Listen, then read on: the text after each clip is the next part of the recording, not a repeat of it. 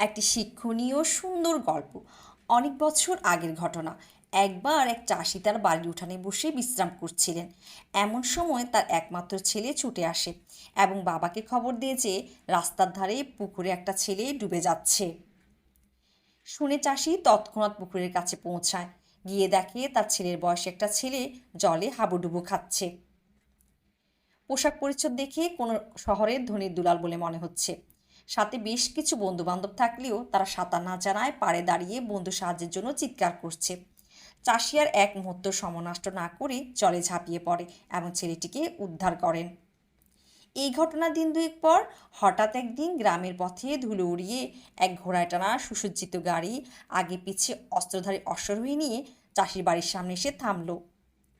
চাষি কিছুটা ভয় পেয়েছিল বইকি।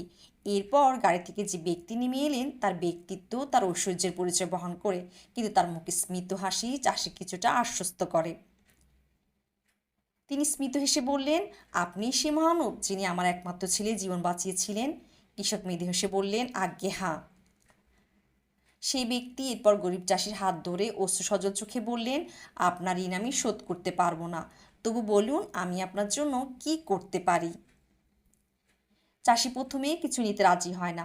শেষমেশ অনেক অনুরোধের পর বলেন, দেখুন আমার সেই ক্ষমতা নেই যে আমার ছেলেকে ভালো স্কুলে পড়াই, তাই যদি আপনি ওর একটা ভালো স্কুলে পড়ার ব্যবস্থা করে দেন তাহলে আমি চিরকৃতজ্ঞ থাকব আপনার কাছে।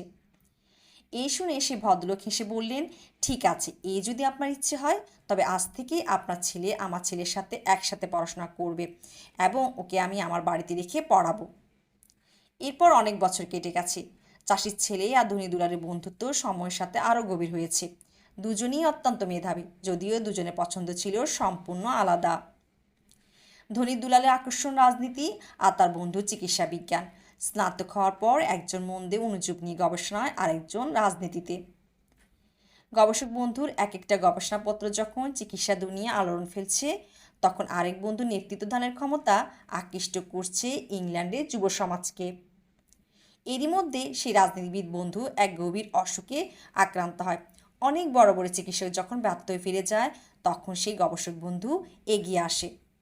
দিনরাত এক করে নিজের তৈরি ওষুধে চিকিৎসা করতে থাকে নিজের বন্ধুর, এবং সম্পূর্ণ সুস্থ করে তুলে নিজের প্রাণাধিক প্রিয় বন্ধুকে। কারণ তাকে ছাড়া তো আধুনিক বিশ্বের ইতিহাস লেখাই অসম্পূর্ণ থাকত। জানেন এই দুজন কারা? সে চাষির ছেলে হলেন বিশ্বনন্দিত বিজ্ঞানী পেনিসিলিনের আবিষ্কারক স্যার আলেকজান্ডার ফ্লেমিং, এবং তার বন্ধুটি হলেন ব্রিটিশ প্রধানমন্ত্রী উইনস্টন চার্চিল। বন্ধুত্বের কোনো শেষ নেই। বন্ধুত্ব এক অমূল সৃষ্টি। বন্ধু ছাড়া জীবন সত্যিই অসম্পূর্ণ।